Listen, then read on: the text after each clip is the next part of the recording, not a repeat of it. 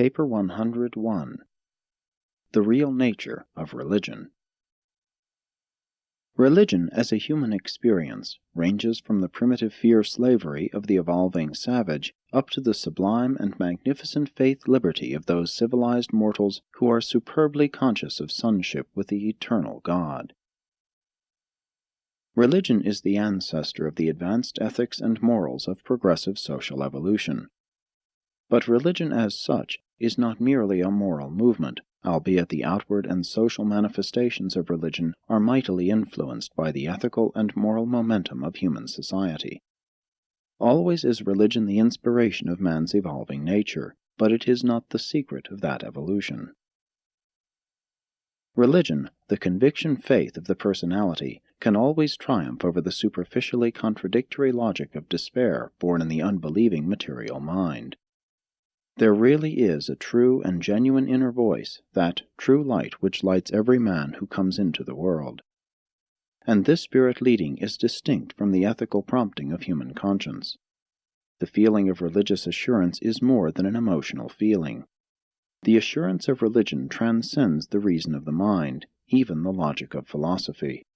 Religion is faith, trust, and assurance. 1. True religion. True religion is not a system of philosophic belief which can be reasoned out and substantiated by natural proofs. Neither is it a fantastic and mystic experience of indescribable feelings of ecstasy which can be enjoyed only by the romantic devotees of mysticism. Religion is not the product of reason, but viewed from within, it is altogether reasonable. Religion is not derived from the logic of human philosophy, but as a mortal experience it is altogether logical. Religion is the experiencing of divinity in the consciousness of a moral being of evolutionary origin. It represents true experience with eternal realities in time, the realization of spiritual satisfactions while yet in the flesh. The thought adjuster has no special mechanism through which to gain self-expression. There is no mystic religious faculty for the reception or expression of religious emotions. These experiences are made available through the naturally ordained mechanism of mortal mind. And therein lies one explanation of the adjuster's difficulty in engaging in direct communication with the material mind of its constant indwelling. The Divine Spirit makes contact with mortal man not by feelings or emotions, but in the realm of the highest and most spiritualized thinking. It is your thoughts, not your feelings, that lead you Godward. The divine nature may be perceived only with the eyes of the mind. But the mind that really discerns God, hears the indwelling adjuster, is the pure mind. Without holiness no man may see the Lord. All such inner and spiritual communion is termed spiritual insight. Such religious experiences result from the impress made upon the mind of man by the combined operations of the adjuster and the Spirit of Truth, as they function amid and upon the ideas, ideals, insights, and spirit strivings of the evolving sons of God. Religion lives and prospers, then, not by sight and feeling, but rather by faith and insight. It consists not in the discovery of new facts or in the finding of a unique experience, but rather in the discovery of new and spiritual meanings in facts already well known to mankind. The highest religious experience is not dependent on prior acts of belief, tradition, and authority, neither is religion the offspring of sublime feelings and purely mystical emotions. It is rather a profoundly deep and actual experience of spiritual communion with the spirit influences resident within the human mind. And as far as such an experience is definable in terms of psychology, it is simply the experience of experiencing the reality of believing in God as the reality of such a purely personal experience. While religion is not the product of the rationalistic speculations of a material cosmology, it is nonetheless the creation of a wholly rational insight which originates in man's mind experience. Religion is born neither of mystic meditations nor of isolated contemplations, albeit it is ever more or less mysterious, and always indefinable and inexplicable in terms of purely intellectual reason and philosophic logic. The germs of true religion originate in the domain of man's moral consciousness, and they are revealed in the growth of man's spiritual insight, that faculty of human personality which accrues as a consequence of the presence of the God-revealing thought-adjuster in the God-hungry mortal mind. Faith unites moral insight with conscientious discriminations of values, and the pre-existent evolutionary sense of duty completes the ancestry of true religion. The experience of religion eventually results in the certain consciousness of God, and in the undoubted assurance of the survival of the believing personality. Thus it may be seen that religious longings and spiritual urges are not of such a nature as would merely lead men to want to believe in God, but rather are they of such nature and power that men are profoundly impressed with the conviction that they ought to believe in God. The sense of evolutionary duty and the obligations consequent upon the illumination of revelation make such a profound impression upon man's moral nature that he finally reaches that position of mind and that attitude of soul where he concludes that he has no right not to believe in God. The higher and superphilosophic wisdom of such enlightened and disciplined individuals ultimately instructs them that to doubt God or distrust His goodness would be to prove untrue to the realest and deepest thing within the human mind and soul, the divine adjuster. 2. The fact of religion. The fact of religion consists wholly in the religious experience of rational and average human beings. And this is the only sense in which religion can ever be regarded as scientific or even psychological. The proof that revelation is this same fact of human experience, the fact that revelation does synthesize the apparently divergent sciences of nature and the theology of religion into a consistent and logical universe philosophy, a coordinated and unbroken explanation of both science and religion, thus creating a harmony of mind and satisfaction of spirit which answers in human experience those questionings of the mortal mind which craves to know how the Infinite works out His will and plans in matter, with minds, and on spirit. Reason is the method of science, faith is the method of religion, logic is the attempted technique of philosophy. Revelation compensates for the absence of the Morancha viewpoint by providing a technique for achieving unity in the comprehension of the reality and relationships of matter and spirit by the mediation of mind. And true revelation never renders science unnatural, religion unreasonable, or philosophy illogical. Reason, through the study of science, may lead back through nature to a first cause, but it requires religious faith to transform the first cause of science into a God of salvation, and revelation is further required for the validation of such a faith, such spiritual insight. There are two basic reasons for believing in a God who fosters human survival. 1. Human experience, personal assurance, the somehow registered hope and trust initiated by the indwelling thought-adjuster. 2. The revelation of truth, whether by direct personal ministry of the Spirit of Truth, by the world bestowal of divine sons, or through the revelations of the written word. Science ends its reason search in the hypothesis of a first cause. Religion does not stop in its flight of faith until it is sure of a God of salvation.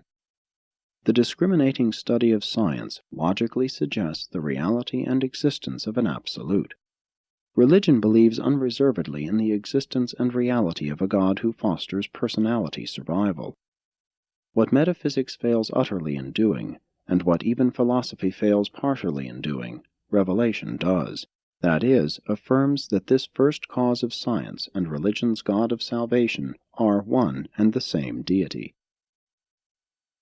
Reason is the proof of science, faith the proof of religion, logic the proof of philosophy, but revelation is validated only by human experience. Science yields knowledge, religion yields happiness, philosophy yields unity. Revelation confirms the experiential harmony of this triune approach to universal reality. The contemplation of nature can only reveal a God of nature, a God of motion. Nature exhibits only matter, motion, and animation, life. Matter plus energy, under certain conditions, is manifested in living forms, But while natural life is thus relatively continuous as a phenomenon, it is wholly transient as to individualities. Nature does not afford ground for logical belief in human personality survival. The religious man who finds God in nature has already and first found this same personal God in his own soul. Faith reveals God in the soul. Revelation, the substitute for Morancha insight on an evolutionary world, enables man to see the same God in nature that faith exhibits in his soul. Thus does revelation successfully bridge the gulf between the material and the spiritual, even between the creature and the Creator, between man and God. The contemplation of nature does logically point in the direction of intelligent guidance, even living supervision, but it does not in any satisfactory manner reveal a personal God. On the other hand, nature discloses nothing which would preclude the universe from being looked upon as the handiwork of the God of religion. God cannot be found through nature alone, but man having otherwise found him, the study of nature becomes wholly consistent with a higher and more spiritual interpretation of the universe. Revelation as an epochal phenomenon is periodic. As a personal human experience, it is continuous. Divinity functions in mortal personality as the adjuster gift of the Father, as the Spirit of truth of the Son, and as the Holy Spirit of the Universe Spirit, while these three supermortal endowments are unified in human experiential evolution as the ministry of the Supreme. True religion is an insight into reality, the faith child of the mortal consciousness, and not a mere intellectual assent to any body of dogmatic doctrines. True religion consists in the experience that the Spirit itself bears witness with our spirit that we are the children of God. Religion consists not in theologic propositions, but in spiritual insight and the sublimity of the soul's trust. Your deepest nature, the divine adjuster, creates within you a hunger and thirst for righteousness, a certain craving for divine perfection. Religion is the faith act of the recognition of this inner urge to divine attainment, and thus is brought about that soul trust and assurance of which you become conscious as the way of salvation, the technique of the survival of personality, and all those values which you have come to look upon as being true and good. The realization of religion never has been and never will be dependent on great learning or clever logic. It is spiritual insight, and that is just the reason why some of the world's greatest religious teachers, even the prophets, have sometimes possessed so little of the wisdom of the world. Religious faith is available alike to the learned and the unlearned. Religion must ever be its own critic and judge. It can never be observed, much less understood from the outside. Your only assurance of a personal God consists in your own insight as to your belief in and experience with things spiritual. To all of your fellows who have had a similar experience, no argument about the personality or reality of God is necessary, while to all other men who are not thus sure of God, no possible argument could ever be truly convincing. Psychology may indeed attempt to study the phenomena of religious reactions to the social environment, but never can it hope to penetrate to the real and inner motives and workings of religion. Only theology, the province of faith and the technique of revelation, can afford any sort of intelligent account of the nature and content of religious experience. 3.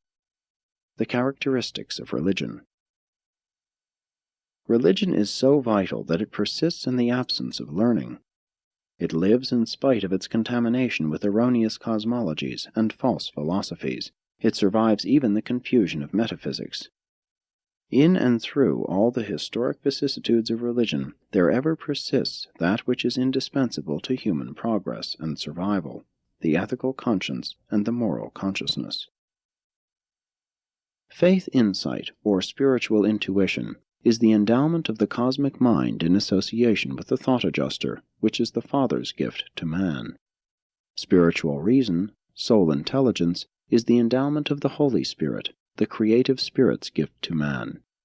Spiritual philosophy, the wisdom of spirit realities, is the endowment of the Spirit of truth, the combined gift of the bestowal sons to the children of men, and the coordination and interassociation of these spirit endowments constitute man a spirit personality in potential destiny.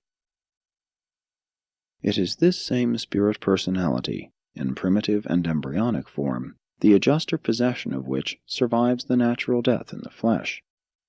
This composite entity of spirit origin in association with human experience is enabled, by means of the living way provided by the divine sons, to survive, in adjuster custody, the dissolution of the material self of mind and matter, when such a transient partnership of the material and the spiritual is divorced by the cessation of vital motion.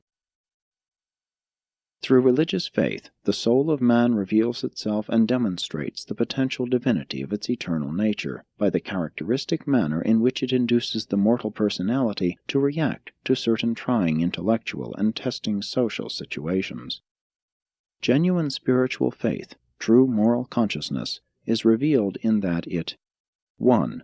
Causes ethics and morals to progress despite inherent and adverse animalistic tendencies. 2.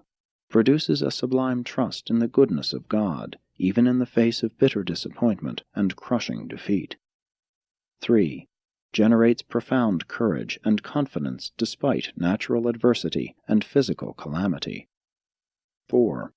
Exhibits inexplicable poise and sustaining tranquility, notwithstanding baffling diseases and even acute physical suffering. 5. Maintains a mysterious poise and composure of personality in the face of maltreatment and the rankest injustice. 6. Maintains a divine trust in ultimate victory in spite of the cruelties of seemingly blind fate and the apparent utter indifference of natural forces to human welfare. 7. Persists in the unswerving belief in God despite all contrary demonstrations of logic and successfully withstands all other intellectual sophistries. 8. Continues to exhibit undaunted faith in the soul's survival, regardless of the deceptive teachings of false science and the persuasive delusions of unsound philosophy. 9. Lives and triumphs irrespective of the crushing overload of the complex and partial civilizations of modern times. 10. Contributes to the continued survival of altruism in spite of human selfishness, social antagonisms, industrial greeds, and political maladjustments. 11. Steadfastly adheres to a sublime belief in universe unity and divine guidance, regardless of the perplexing presence of evil and sin. 12. Goes right on worshipping God in spite of anything and everything. Dares to declare, "Even though he slay me, yet will I serve him." We know, then, by three phenomena, that man has a divine spirit or spirits dwelling within him. First, by personal experience, religious faith. Second, by revelation, personal and racial. And third, by the amazing exhibition of such extraordinary and unnatural reactions to his material environment, as are illustrated by the foregoing recital of 12 spirit-like performances in the presence of the actual and trying situations of real human existence. And there are still others. And it is just such a vital and vigorous performance of faith in the domain of religion that entitles mortal man to affirm the personal possession and spiritual reality of that crowning endowment of human nature, religious experience. 4. The limitations of revelation. Because your world is generally ignorant of origins, even of physical origins, it has appeared to be wise from time to time to provide instruction in cosmology, and always has this made trouble for the future. The laws of revelation hamper us greatly by their proscription of the impartation of unearned or premature knowledge. Any cosmology presented as a part of revealed religion is destined to be outgrown in a very short time. Accordingly, future students of such a revelation are tempted to discard any element of genuine religious truth it may contain because they discover errors on the face of the associated cosmologies therein presented.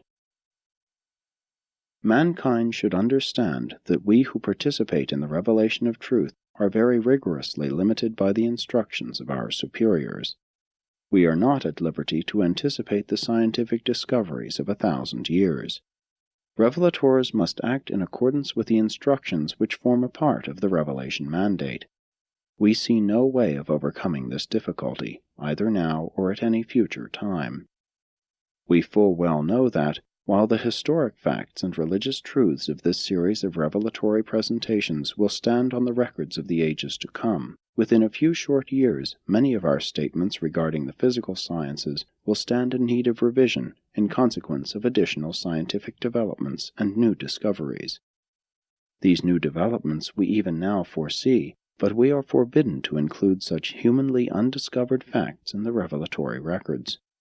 Let it be made clear that revelations are not necessarily inspired. The cosmology of these revelations is not inspired. It is limited by our permission for the coordination and sorting of present-day knowledge. While divine or spiritual insight is a gift, human wisdom must evolve.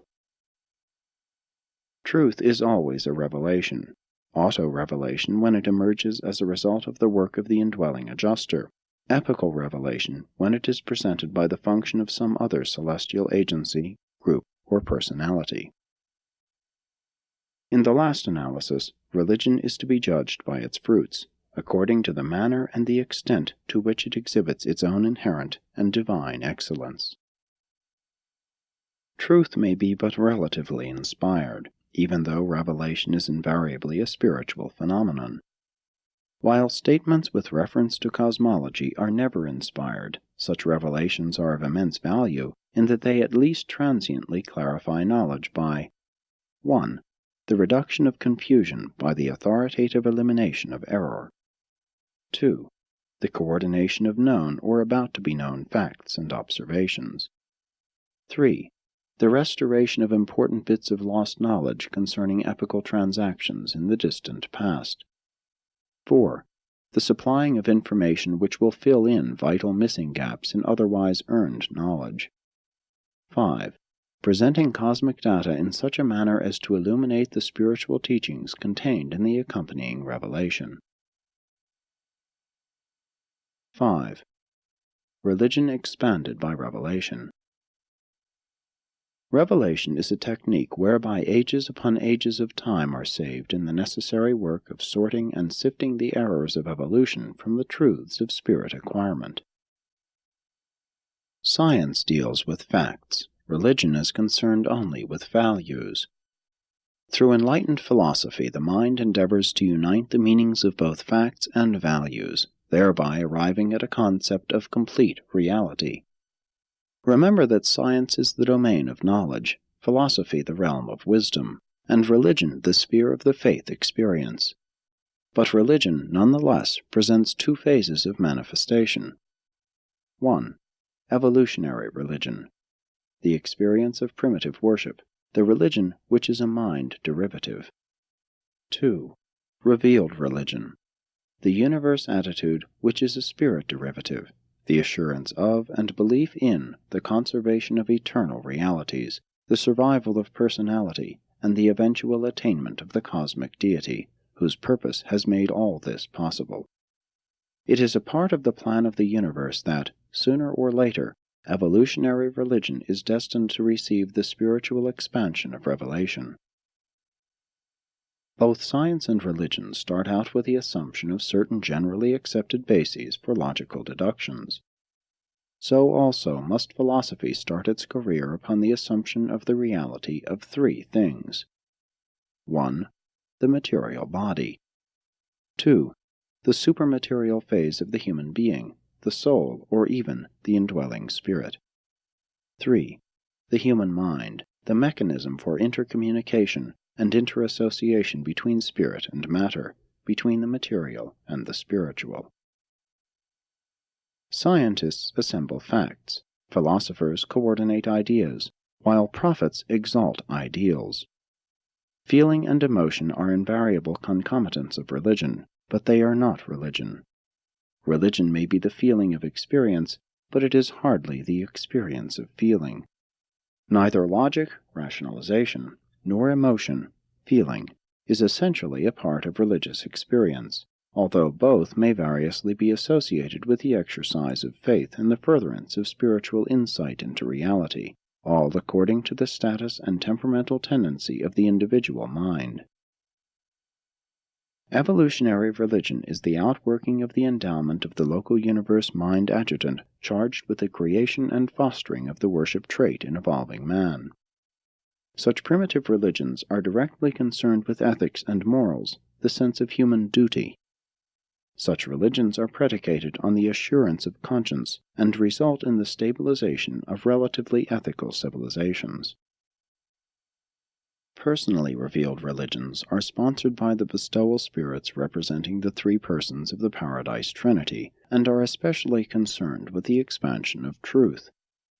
Evolutionary religion drives home to the individual the idea of personal duty. Revealed religion lays increasing emphasis on loving, the golden rule. Evolved religion rests wholly on faith.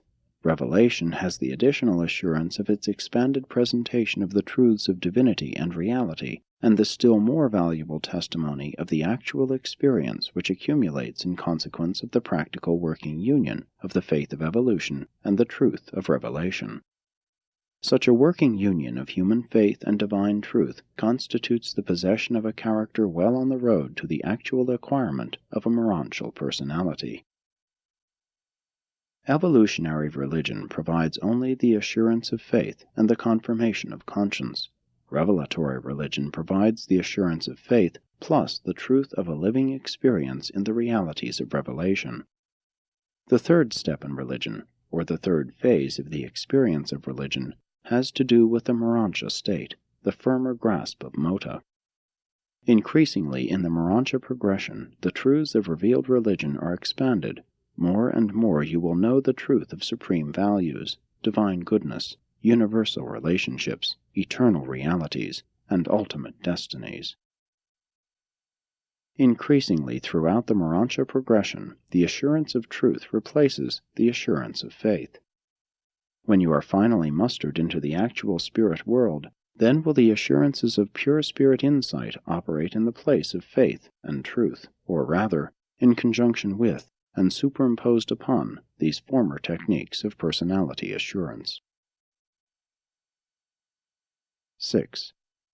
Progressive religious experience. The morontia phase of revealed religion has to do with the experience of survival, and its great urge is the attainment of spirit perfection. There also is present the higher urge of worship, associated with an impelling call to increased ethical service. Morontia insight entails an ever-expanding consciousness of the sevenfold, the supreme, and even the ultimate.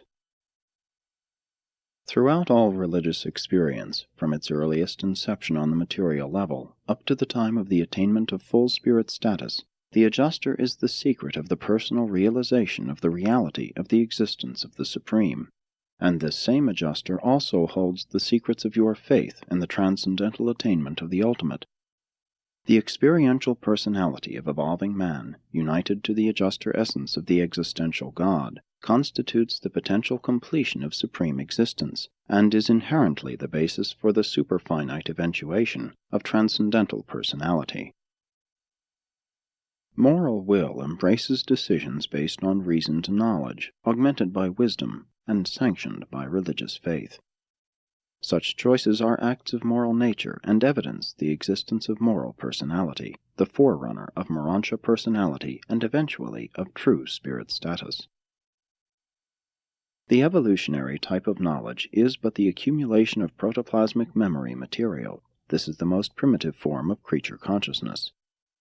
Wisdom embraces the ideas formulated from protoplasmic memory in process of association and recombination, and such phenomena differentiate human mind from mere animal mind. Animals have knowledge, but only man possesses wisdom capacity. Truth is made accessible to the wisdom-endowed individual by the bestowal on such a mind of the spirits of the Father and the Sons, the Thought Adjuster, and the Spirit of Truth. Christ Michael, when bestowed on Urantia, lived under the reign of evolutionary religion up to the time of his baptism. From that moment up to and including the event of his crucifixion, He carried forward his work by the combined guidance of evolutionary and revealed religion.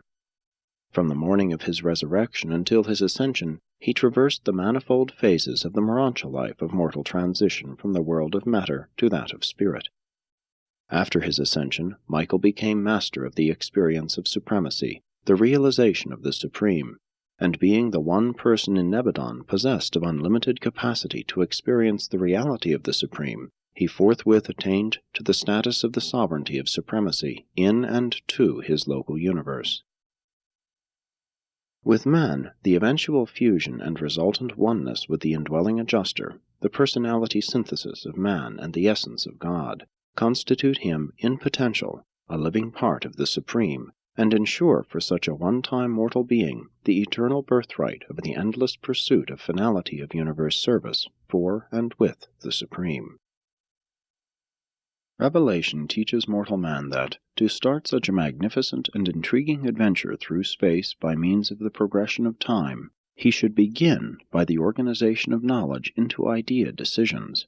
Next, mandate wisdom to labor unremittingly at its noble task of transforming self-possessed ideas into increasingly practical but nonetheless supernal ideals, even those concepts which are so reasonable as ideas and so logical as ideals that the adjuster dares so to combine and spiritize them as to render them available for such association in the finite mind as will constitute them the actual human complement thus made ready for the action of the truth spirit of the sons, the time-space manifestations of paradise truth, universal truth.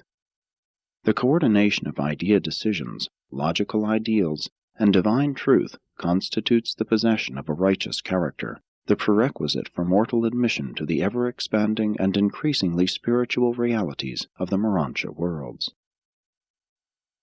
The teachings of Jesus constituted the first Urantian religion which so fully embraced a harmonious coordination of knowledge, wisdom, faith, truth, and love as completely and simultaneously to provide temporal tranquility, intellectual certainty, moral enlightenment, philosophic stability, ethical sensitivity, God consciousness, and the positive assurance of personal survival. The faith of Jesus pointed the way to finality of human salvation, to the ultimate of mortal universe attainment, since it provided for 1. Salvation from material fetters in the personal realization of sonship with God, who is Spirit. 2. Salvation from intellectual bondage. Man shall know the truth, and the truth shall set him free. 3. Salvation from spiritual blindness, the human realization of the fraternity of mortal beings and the Morontian awareness of the brotherhood of all universe creatures, the service discovery of spiritual reality and the ministry revelation of the goodness of spirit values. 4. Salvation from incompleteness of self through the attainment of the spirit levels of the universe and through the eventual realization of the harmony of Havana and the perfection of paradise. 5. Salvation from self, deliverance from the limitations of self-consciousness through the attainment of the cosmic levels of the Supreme Mind and by coordination with the attainments of all other self-conscious beings. 6. Salvation from time, the achievement of an eternal life of unending progression in God recognition and God service. 7. Salvation from the finite, the perfected oneness with deity in and through the Supreme, by which the creature attempts the transcendental discovery of the ultimate on the post-finaliter levels of the Absonite. Such a sevenfold salvation is the equivalent of the completeness and perfection of the realization of the ultimate experience of the Universal Father. And all this, in potential, is contained within the reality of the faith of the human experience of religion. And it can be so contained, since the faith of Jesus was nourished by, and was revelatory of, even realities beyond the ultimate. The faith of Jesus approached the status of a universe absolute, insofar as such is possible of manifestation in the evolving cosmos of time and space. Through the appropriation of the faith of Jesus, mortal man can foretaste in time the realities of eternity. Jesus made the discovery in human experience of the final Father, and his brothers in the flesh of mortal life can follow him along this same experience of Father discovery. They can even attain, as they are, the same satisfaction in this experience with the Father as did Jesus as he was. New potentials were actualized in the universe of Nebadon consequent upon the terminal bestowal of Michael, and one of these was the new illumination of the path of eternity that leads to the Father of all, and which can be traversed even by the mortals of material flesh and blood in the initial life on the planets of space. Jesus was and is the new and living way whereby man can come into the divine inheritance which the Father has decreed shall be his but for the asking. In Jesus there is abundantly demonstrated both the beginnings and endings of the faith experience of humanity, even of divine humanity. 7. A personal philosophy of religion. An idea is only a theoretical plan for action, while a positive decision is a validated plan of action. A stereotype is a plan of action accepted without validation. The materials out of which to build a personal philosophy of religion are derived from both the inner and the environmental experience of the individual. The social status, economic conditions, educational opportunities, moral trends, institutional influences, political developments, racial tendencies, and the religious teachings of one's time and place all become factors in the formulation of a personal philosophy of religion. Even the inherent temperament and intellectual bent markedly determine the pattern of religious philosophy. Vocation, marriage, and kindred all influence the evolution of one's personal standards of life. A philosophy of religion evolves out of a basic growth of ideas plus experimental living, as both are modified by the tendency to imitate associates.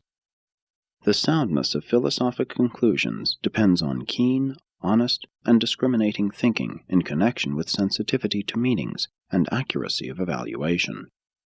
Moral cowards never achieve high planes of philosophic thinking.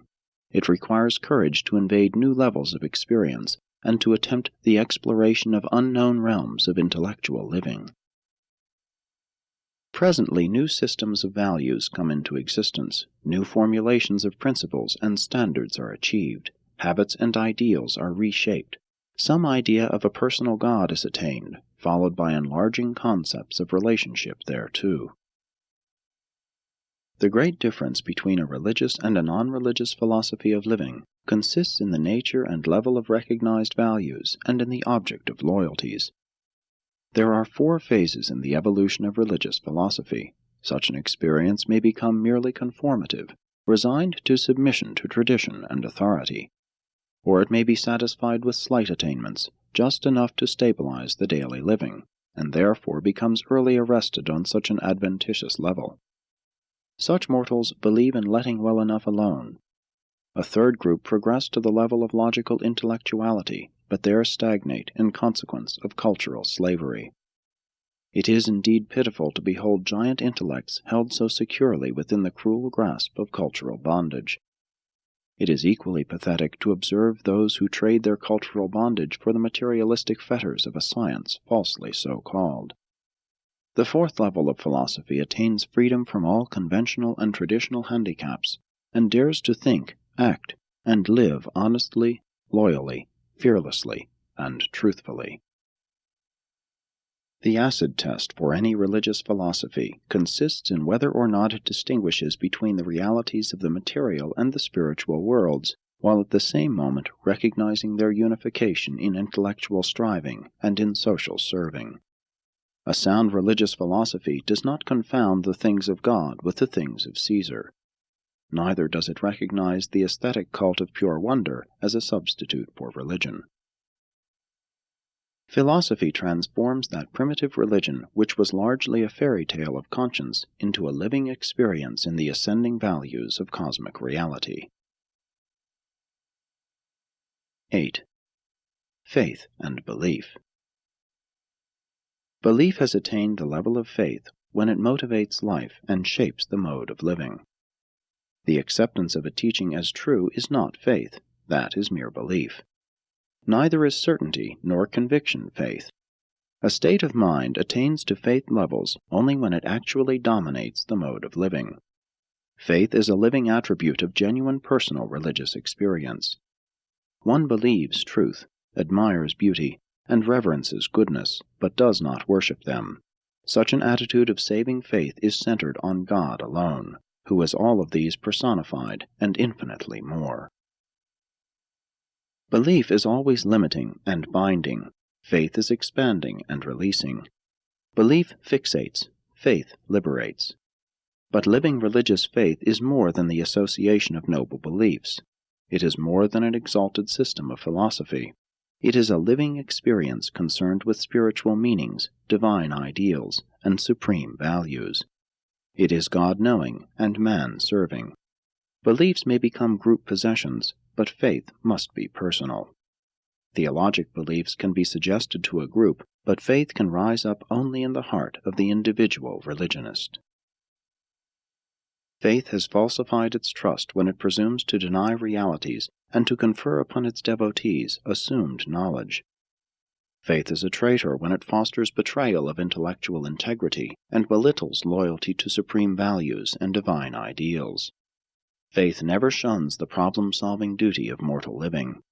Living faith does not foster bigotry, persecution, or intolerance.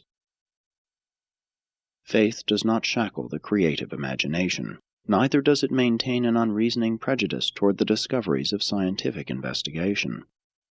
Faith vitalizes religion and constrains the religionist heroically to live the golden rule. The zeal of faith is according to knowledge, and its strivings are the preludes to sublime peace. 9. Religion and morality. No professed revelation of religion could be regarded as authentic if it failed to recognize the duty demands of ethical obligation which had been created and fostered by preceding evolutionary religion. Revelation unfailingly enlarges the ethical horizon of evolved religion, while it simultaneously and unfailingly expands the moral obligations of all prior revelations. When you presume to sit in critical judgment on the primitive religion of man, or on the religion of primitive man, you should remember to judge such savages and to evaluate their religious experience in accordance with their enlightenment and status of conscience. Do not make the mistake of judging another's religion by your own standards of knowledge and truth. True religion is that sublime and profound conviction within the soul which compellingly admonishes man that it would be wrong for him not to believe in those morontial realities which constitute his highest ethical and moral concepts, his highest interpretation of life's greatest values and the universe's deepest realities. And such a religion is simply the experience of yielding intellectual loyalty to the highest dictates of spiritual consciousness. The search for beauty is a part of religion only insofar as it is ethical, and to the extent that it enriches the concept of the moral. Art is only religious when it becomes diffused with purpose which has been derived from high spiritual motivation. The enlightened spiritual consciousness of civilized man is not concerned so much with some specific intellectual belief, or with any one particular mode of living, as with discovering the truth of living, the good and right technique of reacting to the ever-recurring situations of mortal existence. Moral consciousness is just a name applied to the human recognition and awareness of those ethical and emerging morontial values which duty demands that man shall abide by in the day-by-day control and guidance of conduct. Though recognizing that religion is imperfect, there are at least two practical manifestations of its nature and function. 1. The spiritual urge and philosophic pressure of religion tend to cause man to project his estimation of moral values directly outward into the affairs of his fellows, the ethical reaction of religion. 2. Religion creates for the human mind a spiritualized consciousness of divine reality based on, and by faith derived from, antecedent concepts of moral values and coordinated with superimposed concepts of spiritual values. Religion thereby becomes a censor of mortal affairs, a form of glorified moral trust and confidence in reality, the enhanced realities of time and the more enduring realities of eternity. Faith becomes the connection between moral consciousness and the spiritual concept of enduring reality. Religion becomes the avenue of man's escape from the material limitations of the temporal and natural world to the supernal realities of the eternal and spiritual world, by and through the technique of salvation, the progressive Morontia transformation. 10. Religion as man's liberator. Intelligent man knows that he is a child of nature, a part of the material universe. He likewise discerns no survival of individual personality in the motions and tensions of the mathematical level of the energy universe. Nor can man ever discern spiritual reality through the examination of physical causes and effects. A human being is also aware that he is a part of the ideational cosmos, but though concept may endure beyond a mortal lifespan, there is nothing inherent in concept which indicates the personal survival of the conceiving personality. Nor will the exhaustion of the possibilities of logic and reason ever reveal to the logician or to the reasoner the eternal truth of the survival of personality. The material level of law provides for causality continuity, the unending response of effect to antecedent action. The mind level suggests the perpetuation of ideational continuity, the unceasing flow of conceptual potentiality from pre-existent conceptions. But neither of these levels of the universe discloses to the inquiring mortal an avenue of escape from partiality of status and from the intolerable suspense of being a transient reality in the universe, a temporal personality doomed to be extinguished upon the exhaustion of the limited life energies. It is only through the Morontial avenue leading to spiritual insight that man can ever break the fetters inherent in his mortal status in the universe.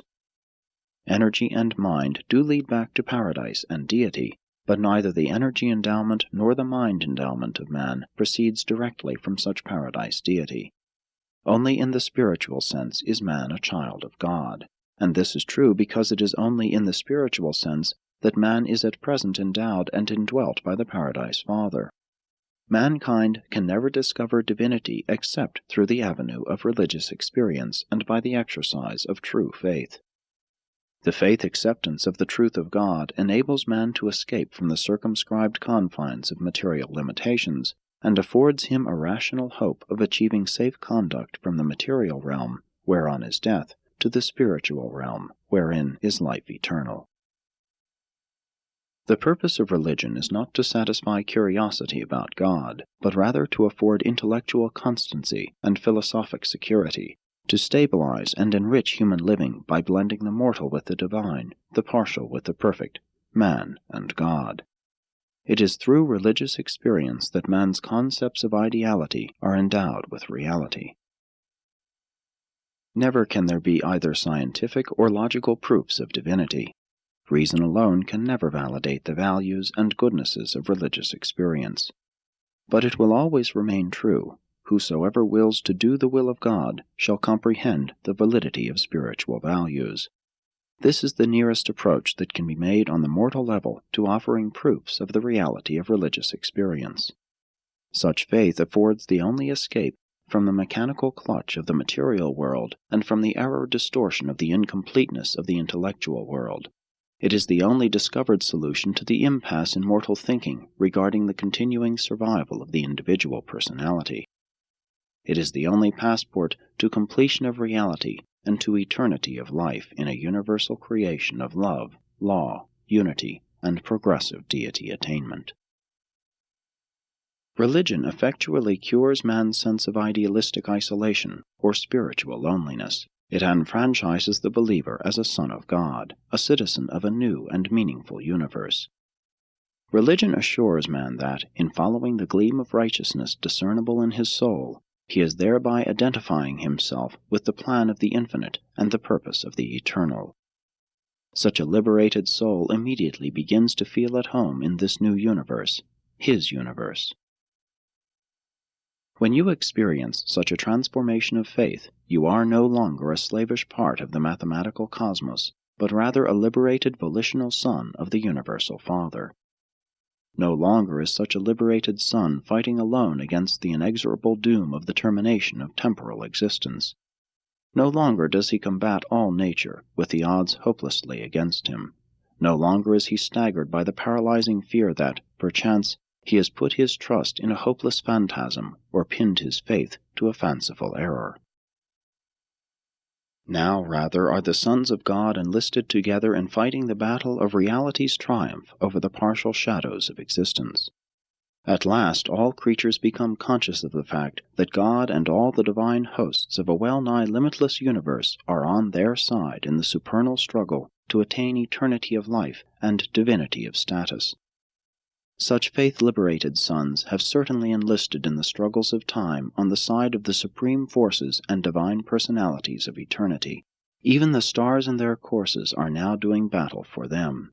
At last they gaze upon the universe from within, from God's viewpoint, and all is transformed from the uncertainties of material isolation to the sureties of eternal spiritual progression. Even time itself becomes but the shadow of eternity cast by the paradise realities upon the moving panoply of space. Presented by a Melchizedek of Nebadon.